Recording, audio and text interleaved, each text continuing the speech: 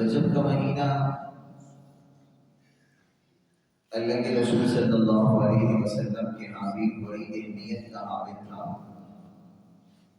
جب رجب کا مہینہ آیا کرتا، اللہ کے رسول صلی اللہ علیہ وسلم ایک دعا مانگا کرتے تھے، اللہم بارک لنا فی رجب و شعبان وبلغنا رمضان۔ اے اللہ ہمارے لیے رجب اور اس کے بعد شعبان کے مہینے میں برکت عطا فرما،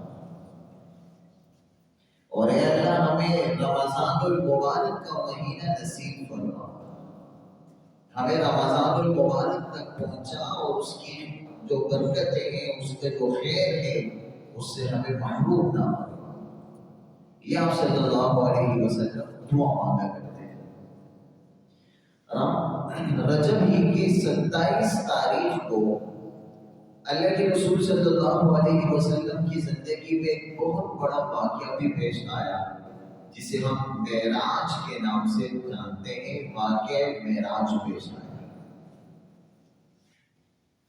واقعہ معراج چونکہ اللہ کے رسول صلی اللہ علیہ وسلم کی سیرت کا ایک حصہ ہے، اور آپ صلی اللہ علیہ وسلم کی زندگی، آپ کے سیرت کے ہر گوشے میں آپ کے ماننے والوں اور آپ کے پیروکاروں کے لیے سبق ہے۔ اسی طرح اس واقعے میں بھی مسلمانوں کے لیے بہت بڑا سبق ہے۔ ہوا یوں، روایات میں آتا ہے آپ صلی اللہ علیہ وسلم اپنی مکہ کی زندگی میں، اور غالباً طائف جب آپ صلی اللہ علیہ وسلم تبلیغ دین کے لیے گئے تھے، اور وہاں کے بادشاہوں کو دعوت دینے کے بعد کچھ مایوسی ہو گئی تھی اللہ کے رسول صلی اللہ تعالیٰ علیہ وسلم کو، اللہ تعالیٰ نے آپ کو تسلی دینے کے لیے اپنی طرف معراج پہ بلایا، اور واقعہ معراج رونما ہوا۔ آپ ام ہانی کے گھر سو رہے تھے، فرشتہ آتا ہے، آپ کو گھر سے اٹھا کر مسجد حرام لے جاتے ہیں، اور وہ فرشتے آپ صلی اللہ علیہ وسلم کا شق کی صدر کرتے ہیں، آپ کی سرجری کرتے ہیں، آپریشن کرتے ہیں آپ صلی اللہ علیہ وسلم۔ یہ 4 بار ہوا آپ صلی اللہ علیہ وسلم کا شق صدر، ایک اس موقع پر ہوا۔ آپ صلی اللہ علیہ وسلم کا سینہ چاک کر کے اندر سے دل نکالتے ہیں، اور اسے زمزم کے پانی سے دھوتے ہیں، اور پھر واپس رکھ دیتے ہیں، سینہ دوبارہ سی لیتے ہیں، اور یہاں سے اللہ کے رسول صلی اللہ علیہ وسلم کو مسجد اقصیٰ لے جاتے ہیں۔ اس مسجد حرام سے مسجد اقصیٰ تک لے جانے کو اسراء کہتے ہیں، رات کا سفر۔ رات کے وقت چونکہ براق میں یہ سفر نہیں ہوا، اس لیے اسے اسراء کہتے ہیں، اور اسی کے نام سے قرآن کریم میں پوری ایک سورت ہے۔ سبحان الذی اسریٰ بعبدہ لیلا من المسجد الحرام الی المسجد الاقصیٰ الاقصیٰ الذی بارکنا، اس میں ہم نے برکت رکھی۔ پاک وہ ذات جس نے نبی علیہ السلام کو مسجد حرام سے مسجد اقصیٰ کا سفر کرایا، وہ مسجد اقصیٰ جس کے ایک دن ہم نے برکت رکھی۔ انبیاء کی سرزمین ہے نا مسجد اقصیٰ، فلسطین، شام کی سرزمین۔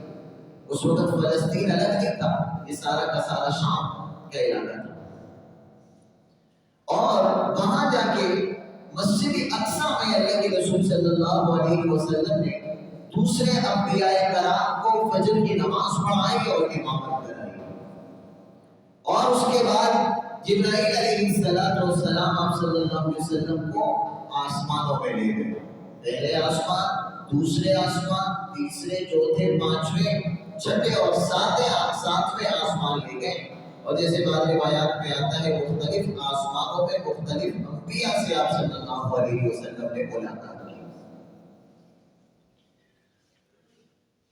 سدرۃ المنتہا تک گئے، جبرائیل امین وہیں پہ رک گئے، آپ صلی اللہ علیہ وسلم اللہ کے ہاں تشریف لے گئے، اور اللہ اور آپ صلی اللہ علیہ وسلم کے درمیان جو بھی گفتگو ہوئی وہ ہماری سیرت کا، ہماری اسلامی تعلیمات کا ایک حصہ ہے۔ واپس تشریف لائے آپ صلی اللہ علیہ وسلم۔ صبح ہوئی، اللہ کے رسول صلی اللہ علیہ وسلم نے لوگوں کے سامنے ایک واقعہ بتایا۔ کفار جو پہلے سے انکار کر رہے تھے وہ اب کہنے لگے تھے کہ یہ کوئی عقل میں آنے والی بات ہے۔ ایک ہی رات میں چند لمحوں میں مسجد اقصی بھی گئے، اور مسجد اقصی کے بعد ساتوں آسمانوں پہ بھی گئے، اور اللہ سے بھی ملاقات کر کے واپس آ گئے۔ یہ کوئی عقل میں آنے والی بات ہے؟ مشرکین نے اس موقع پہ جناب ابوبکر رضی اللہ تعالیٰ عنہ جو آپ صلی اللہ علیہ وسلم کے سب سے قریبی دوستوں میں سے تھے، ان کے پاس گئے اور کہا عبداللہ ابن نام تھا صاحب کے بعد، عبداللہ آپ کے دوست نے، آپ کے ساتھی نے آپ کو بتایا ایک اور دعویٰ کی ہے؟ میں کیا کہا؟ اب وہ کہتے ہیں کہ مجھے بیت اقصی لے جایا گیا، مجھے ساتوں آسمانوں کے جو ہے سیر کرائے گے اور واپس بھی آ گیا چند ہی لمحات کے اندر۔ یہ بھی کیا ممکن ہے؟ ابوبکر صدیق رضی اللہ عنہ نے فرمایا کیا اللہ کے رسول صلی اللہ علیہ وسلم نے کہا؟ ہاں، آپ کے دوست کہتا ہے، محمد کہتا ہے جس پہ آپ ایمان لائے۔ کہا اگر انہوں نے یہ بات کہی ہے مجھے اس پہ ایمان ہے اور مجھے اس میں کسی قسم کا کوئی شک و تردد نہیں ہے۔ اور یہی وجہ تھی ابوبکر صدیق رضی اللہ تعالیٰ عنہ کا لقب صدیق پڑھنے کی۔ آپ نے فرمایا تھا صلی اللہ علیہ وسلم نے کہ میں نے جس پر ایمان پیش کیا تو ہر ایک نے آگے سے کچھ شک کا تردد کا اظہار کیا سوائے ابوبکر صدیق کے، کہ ابوبکر پر جب میں نے اپنی رسالت پر ایمان لانا پیش کیا، اپنی نبوت کا جو ہے وہ پیش کیا، ابوبکر کے بغیر شک اور تردد کے مجھ پہ ایمان لایا۔ اس واقعے سے ہمیں یہ سبق ملتا ہے کہ دین اسلام میں جو چیز عقل میں نہیں آتی اسے بھی مان لینا ضروری ہوا کرتا ہے۔ عقلی گھوڑا دندے دوڑانا یہ مسلمان کے شایع نشان نہیں ہے۔ کچھ جو ہے 2-3 ہفتے پہلے اس پر تفصیلی میں بات کر چکا ہوں۔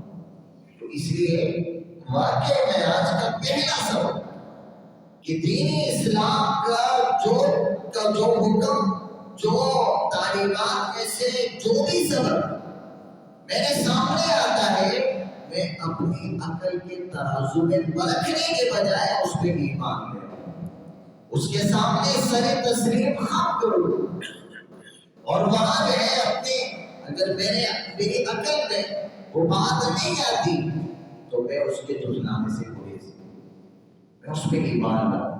اور اس سے یہ بات بھی معلوم ہوئی کہ دین اسلام کا ہر حکم میری عقل میں آئے یہ ضروری بھی نہیں۔ اگر عقل میں آ جائے بہت اچھی بات ہے، لیکن میری عقل یہی کتنی سی کہ ہر اسلام کے ہر حکم کی تعلیمات میں سے ہر چیز کی حکمت جو ہے وہ میرے عقل میں آ جائے گی، مجھے وہ چیز سمجھ آ جائے گی، میں عقلی طور پر اس کو سمجھ جاؤں گا، یہ ضروری نہیں۔ اس لیے مسلمان کسے کہتے ہیں؟ صدیق کسے کہتے ہیں؟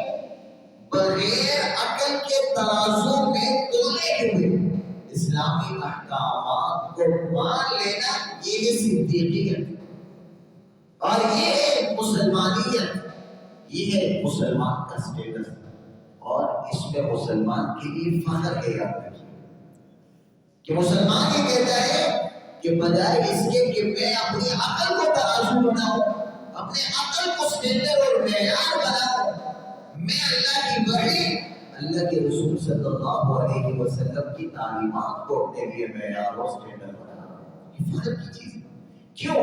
اس لیے کہ میری عقل غلطی کر سکتی ہے لیکن اللہ کی وحی غلطی نہیں کر سکتی۔ یہ فخر کی چیز ہے مسلمان کے لیے۔ تو واقعہ معراج سے پہلا سبق یہ حاصل ہوا کہ ہر چیز کو عقل کے ترازو میں نہیں تولنا چاہیے اسلامی تعلیمات میں سے۔ اور ایک چیز اس واقعے سے یہ بھی ثابت ہوئی کہ جو بھی مسلمان ہے ایسا نہیں ہے کہ وہ باز کرتے ہوئے کوئی بھی بھلی بات کرتے ہوئے قرآن و حدیث کی کوئی حکم بیان کرتے ہوئے صرف انہی باتوں کو بیان کرے گا جو آڈینس کو اور آگے بیٹھے ہوئے لوگوں کو بھلی اور اچھی لگے گی. یہ بھی نہیں ہے، بلکہ ہر وہ بات جو حق ہو، سچ ہو اور صحیح طریقے سے صحیح پروسیجر کے تحت جو ہے نا مجھ تک پہنچی ہے، اس کو لوگوں کے سامنے بیان کرنا یہ بھی مومن کے لیے ضروری ہے. بجائے اس کے کہ لوگ کیا کہیں گے، افراتفری مل جائے گی، حکمت سے کہنا چاہیے ضروری ہے. لیکن آپ صلی اللہ علیہ وسلم اس واقعہ کے بعد یہ سوچ سکتے تھے نا کہ یار اتنا بڑا واقعہ ہو گیا، اگر میں مشرکین جو پہلے سے میرے دشمن ہیں اگر ان کے سامنے یہ واقعہ بھی بیان کر دوں گا وہ تو مزید میرا مذاق اڑائیں گے اور مجھے مزید انکار کریں گے، میرے دشمنی میں دو ہاتھ آگے بڑھ جائیں گے. آپ صلی اللہ علیہ وسلم یہ سوچ سکتے تھے نا، لیکن نہیں، جو حق تھا جو سچ تھا اسے بیان کرنا یہ آپ صلی اللہ علیہ وسلم کی ذمہ داری تھی. اسی آپ صلی اللہ علیہ وسلم نے سوسائٹی کو کچھ نہیں دیکھا، سوسائٹی کے تناؤ کو نہیں دیکھا، لوگوں کی گالی گلوچ کو نہیں دیکھا، لوگوں کے انکار اور تردید کو نہیں دیکھا. آپ صلی اللہ علیہ وسلم نے حق بات کے انکار کی وجہ سے فتنہ اور فساد پھیلنے کی کوئی رعایت نہیں کی، بلکہ حق پہنچانا اسے اپنی ذمہ داری سمجھا اور اسے پہنچایا، اس موقع پر بھی پہنچایا. تو واقعہ معراج سے دوسرا سبق ہمیں یہ ملتا ہے، لوگوں کی نہیں رعایت رکھنی، اللہ اور اس کے رسول کی رعایت رکھنی. اللہ اور اس کے رسول نے جو کہا اس بالکل سچ ہے. ساری کی ساری دنیا، ساری کی ساری عقلیں، ساری کی ساری لاجکس، ساری کی ساری سائنس اور ٹیکنالوجی اور ساری دنیا کی آنکھیں ایک طرف کھڑی ہو، میرے رب کا حکم دوسری طرف ہو، میرے نبی کی سنت، میرے نبی کا کوئی فرمان دوسری طرف ہو. اللہ کی قسم یہ ساری دنیا یہ غلطی کھا سکتی ہے، یہ دھوکہ کھا سکتی ہے، میرے رب کا فرمان، میرے نبی کی سنت دھوکہ نہیں کھا سکتی، وہ غلط نہیں ہو سکتی. تو اس لیے بلا جھجک جو ہے حق بات کو سلیقے سے، موقع کی مناسبت سے اور حکمت اور دانائی کے ساتھ بیان کرنا یہ مسلمان کی ذمہ داری ہوا ہے. اسی چشم پوشی دین کے کاموں میں نہیں. بھائی میں نے اگر فرض کریں داڑھی رکھ لی، آفس کے لوگ جو ہے نا وہ کیا کہیں گے، میں نے اگر داڑھی رکھ لی، میں نے اگر ٹوپی پہن لی، میرا کیریئر داؤ میں لگ جائے گا، مجھے اچھی جاب نہیں ملے گی اور مجھے لوگ ایک پروفیشنل جو ہے نا نہیں کہیں گے، میری پرسنالٹی جو ہے وہ اس دور کے مطابق نہیں ہوگی. میرے پانچے اگر ٹہروں سے اوپر ہوئے لوگ ہنسیں گے، ملا کہیں گے اور جو ہے نا لوگ مجھے طرح طرح کے عداوت پسندی کے تانے دیں گے. یہ سوسائٹی، یہ کلچر، یہ اللہ کی قسم غلطی پہ ہے. میرے نبی کی سنت صحیح ہے، میرے نبی کی سنت غلط نہیں ہو سکتی. میرے نبی کی سنت جو ہے وہ حقیقت ہے، اور یہ جو دوسری طرف مجھے جو ہے نا میرا معاشرہ، میری سوسائٹی جو بتا رہی ہے یہ غلط ہے. اللہ کے رسول صلی اللہ علیہ وسلم جب واقع معراج میں جب آسمانوں میں تشریف لے گئے تو آپ صلی اللہ علیہ وسلم نے فرمایا میں نے جنت دیکھی اور میں نے جہنم بھی دیکھی. جہنم میں آپ صلی اللہ علیہ وسلم نے فرمایا میں نے زیادہ تر عورتوں کو دیکھا. اور آپ صلی اللہ علیہ وسلم نے اس کی وجہ بتائی. کیوں؟ آپ نے فرمایا اس لیے کہ تکفرن العشیر وتکثرن اللعن. وہ اس لیے کہ عورتیں اپنے خاوندوں کی زیادہ نافرمانی کرتی ہیں، ناشکری کرتی ہیں. اپنے خاوندوں کی زیادہ تر نافرمانی کرتی ہے تو اس نافرمانی کی وجہ سے اور اس ناقدری ناشکری کی وجہ سے میں نے ان کو جہنم میں بھیجا۔ اور تکثر لعن، دوسری وجہ ان کے جہنم میں جانے کی بہت زیادہ لعن طعن کرتی ہے۔ عورتیں بہت زیادہ لعن طعن کرتی ہے، اس وجہ سے بھی میں نے ان کو جہنم میں جانا دیا۔ اس کا مطلب یہ قطعاً نہیں ہے کہ عورتیں مردوں کی بنسبت زیادہ جہنم میں جائیں گی، یہ مطلب قطعاً نہیں ہے۔ آپ صلی اللہ علیہ وسلم جہنم میں جانے کی دو وجوہات ذکر کر رہے ہیں کہ جہنم میں جانے کی دو وجہ کیا ہے؟ ناشکری اور ناقدری، اور زیادہ لعن طعن کرنا، یہ دو وجوہات جہنم میں زیادہ تر جانے کا باعث ہوگی۔ اور چونکہ یہ دو چیزیں عورتوں میں زیادہ پائی جاتی ہے، اس لیے میں نے عورتوں کو زیادہ تعداد میں جہنم میں بھیجا، ورنہ اگر یہ دو چیزیں مرد میں ہوں گی وہ بھی جہنم میں جائے گا، نعوذ باللہ۔ جس میں بھی ہوگی وہ جہنم میں جائے گا۔ تو اس لیے تیسرا سبق ہمیں معراج سے، واقعہ معراج سے کیا ملتا ہے کہ لعن طعن کرنا چھوڑ دے، لوگوں کو برا بھلا کہنا چھوڑ دے۔ اور یہ انتہائی معذرت کے ساتھ مہنگائی کا ایک طوفان کھڑا ہوا ہے یہاں پہ، حکمرانوں کو برا بھلا کہنا چھوڑ دے، اپنے وزراء کو اور اپنے جو ہے سرکار کو برا بھلا کہنا چھوڑ دے۔ یہ مہنگائی کا جو عذاب ہے یہ میری وجہ سے ہے۔ اگر میرے اعمال ٹھیک ہوتے دوسروں کی وجہ سے بھی نہیں، ہر ایک اپنے اس کو دیکھے غریبان کو دیکھے، اگر میرے اعمال اس قابل ہوتے کہ اللہ کا عذاب مجھ پہ مہنگائی کی صورت میں نہ آتا، کبھی نہ آتا۔ اللہ کوئی ظالم تو نہیں ہے۔ اللہ کے رسول صلی اللہ علیہ وسلم کے پاس مدینہ میں ایک دفعہ کچھ صحابہ آئے اور کہا اللہ کے رسول صلی اللہ علیہ وسلم، مدینہ کی مارکیٹ میں بہت زیادہ مہنگائی ہو گئی ہے اور پرائسز انکریز کرتی جا رہی ہے، ریٹ بڑھ رہے ہیں چیزوں کے، آپ ریٹ کنٹرول کریں، فکس کر دیں۔ آپ صلی اللہ علیہ وسلم نے کیا فرمایا؟ ان حالات میں ہمارے لیے جو سبق ہے، ان اللہ هو المسرع، نہیں بھائی یہ ریٹ مقرر کرنا اللہ کا کام ہے۔ اللہ ہی قیمتوں کو بڑھاتا ہے، قیمتوں کو گھٹاتا ہے۔ مسرع ہے، بھاؤ تاؤ مقرر کرنے والا اللہ ہے، الخالق الرازق۔ اس لیے مارکیٹ کو کھلا چھوڑ دو، اپنے فطری اصول پر، ڈیمانڈ اور سپلائی کے اصول پر چھوڑو۔ چیز کی ڈیمانڈ بڑھے گی اس کی پرائس اوپر جائے گی، اکنامک کا بھی اصول ہے اور اسلامک اکنامک کا بھی یہی اصول ہے۔ اور چیز کی ڈیمانڈ جب کم ہوگی تو جو ہے یقیناً اس کی قیمت نیچے آئے گی۔ آپ صلی اللہ علیہ وسلم نے یہی اصول سمجھا ہے۔ اس لیے یہ مہنگائی جو ہوئی ہے یہ میرے وجہ سے ہوئی، یہ ہر ایک کی وجہ سے ہوئی، اس لیے ان کو کوسنا چھوڑ دو، اپنے آپ کو دیکھو۔ لعن طعن نہیں کرنا چاہیے کبھی کسی کو برا بھلا نہیں کہنا چاہیے۔ اپنے جو ہے نا اپنے سٹیٹس کے مطابق اپنے کو سوچنا چاہیے اور اپنے کو سدھارنا چاہیے۔ اور دوسری چیز ناشکری اور ناقدری سے بچے۔ اگر عورتیں شوہر کی ناقدری کرتی ہے نا تو شوہر بھی تو اللہ کی ناقدری کر رہا ہوتا ہے، مرد بھی تو اللہ کی نافرمانی کر رہا ہوتا ہے نا، ناقدری اور ناشکری کر رہا ہوتا ہے۔ تو اس لیے تیسرا سبق ہمیں جو واقعہ معراج سے ملتا ہے، ناقدری اور ناشکری نہیں کرنی چاہیے۔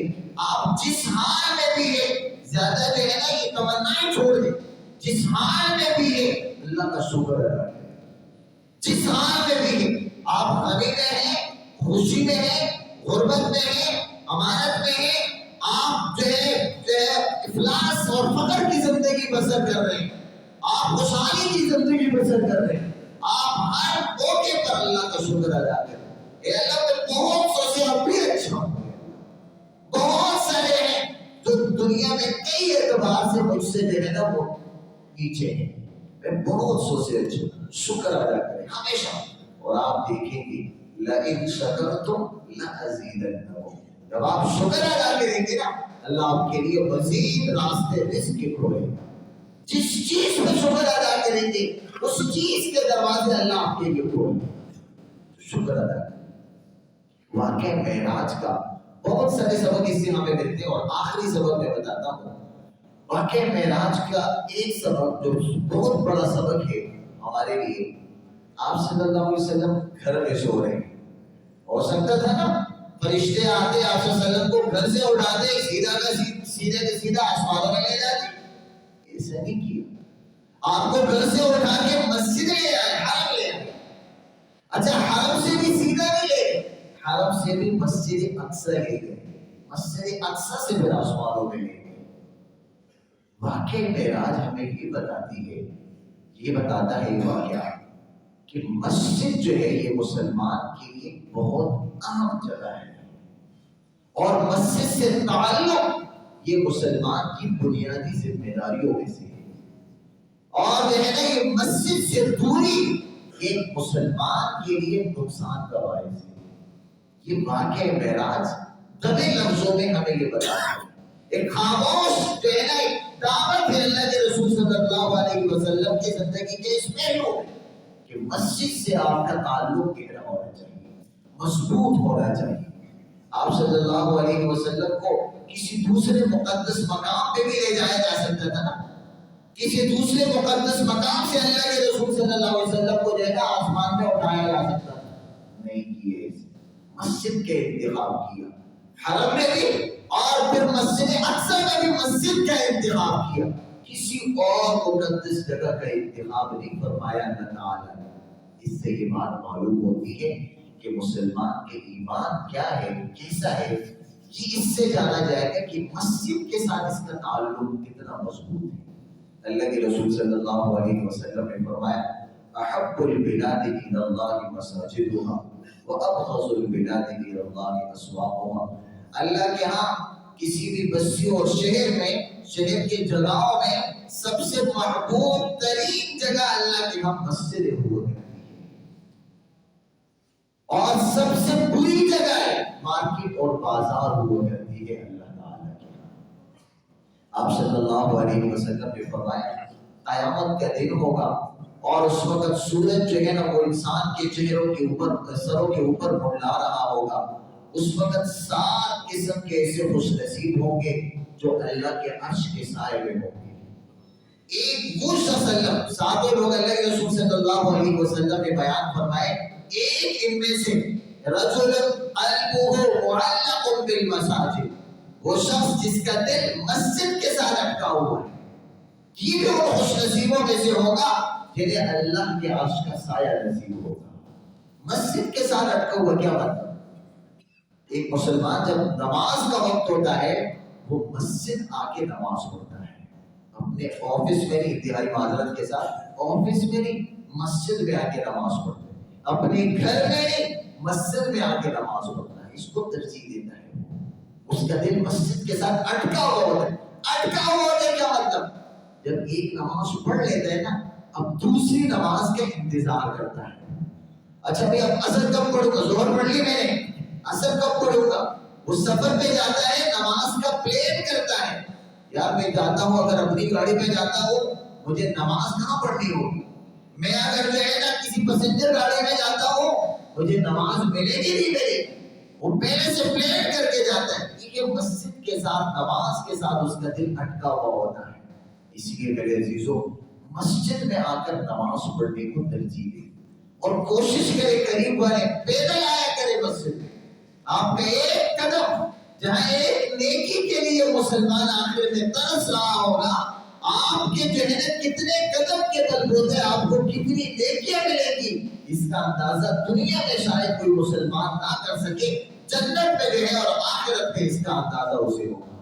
آپ کا ایک ایک قدم جو ہے نا وہ آپ کو کیا ہے، آپ کی ایک تو ایکسرسائز بھی ہوگی، اور دوسرا آپ آئیں گے، اگر آپ کا بڑا سٹیٹس ہے، آپ کے جتنے بھی ماتحت ہیں، آپ کے جتنے بھی کولیگ ہیں، آپ کے جتنے بھی دوست احباب ہیں، وہ آپ کو دیکھیں گے، وہ جا رہا ہے مسجد کے لیے، آپ کا یہ آنا یہ دوسروں کے لیے دعوت ہوا کرے گی، وہ بھی شرما شرمی جو ہے نا آپ کو دیکھ کر آئے گا، اس کے بھی اجر آپ کو ملے گا۔ اس لیے مسجد میں آنا عادت بنا ہے، یہ گھروں میں نماز پڑھ لینا، آفیسز میں نماز پڑھ لینا، اس کی حوصلہ شکنی کریں۔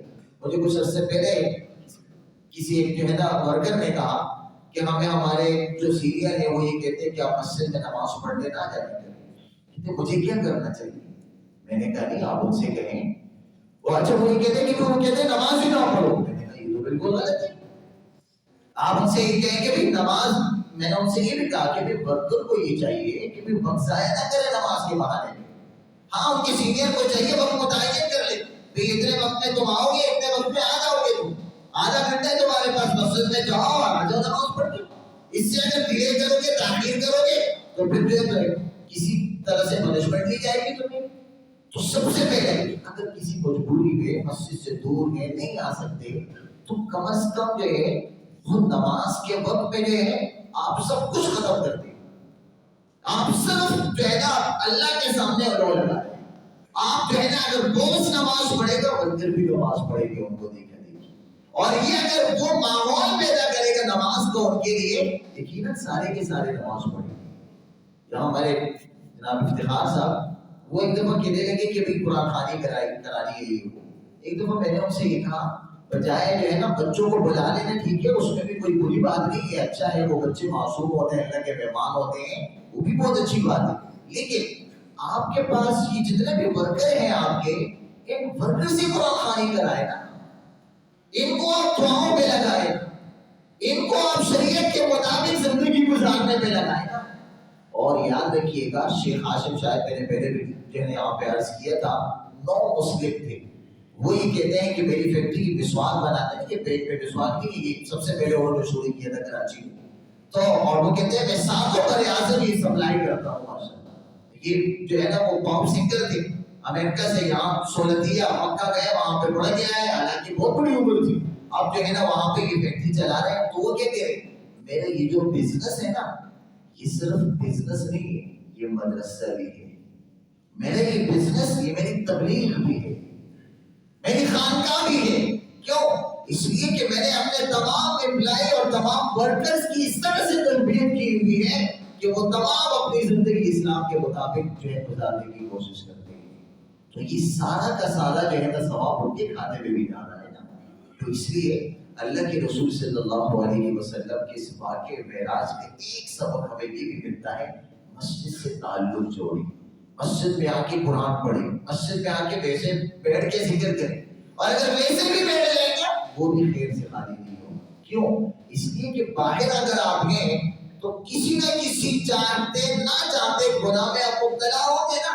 مسجد میں آ کے بیٹھ جانے سے کم از کم آپ گناہ سے دور رہے، گناہ سے بچ گئے، یہ بھی خیر سے خالی نہیں. اللہ اچھا. اور یہ یاد رکھیے گا کہ ہمارے یہاں جو مشہور کیا ہوا ہے کہ بھئی 27 رجب کو روزہ رکھنا. آپ صلی اللہ علیہ وسلم کے مکہ میں واقعہ معراج پیش آیا آپ صلی اللہ علیہ وسلم کا، اور اتنا عرصہ آپ صلی اللہ علیہ وسلم زندہ رہے، آپ کے بعد صحابہ کرام زندہ رہے، آپ نے صرف واقعہ معراج کی وجہ سے روزہ نہیں رکھا. ہاں نفلی روزہ رکھے، کوئی وہ نہیں ہے، لیکن معراج کی وجہ سے کوئی خاص فضیلت ہو اس روزے کی، یا کوئی مختلف چیزیں بنا کے کھلائے اور لوگوں کو پیش کرے، اس کا شریعت میں کہیں بھی ثبوت نہیں ہے. تو جو کرنے کے کام ہیں وہ ہم کرنے والے بنے، اور جو آپ صلی اللہ علیہ وسلم نے نہیں کیے، نہیں بتائے، نہیں سکھائے، ان سے ہم دور رہیں، کہیں بدعت میں مبتلا نہ ہو ہم لوگ. اللہ سے دعا ہے اللہ ہمیں سرکار دو عالم صلی اللہ تعالی علیہ وسلم کی سیرت پر عمل کرنے کی توفیق عطا فرمائے. وآخر دعوانا الحمد للہ رب العالمین.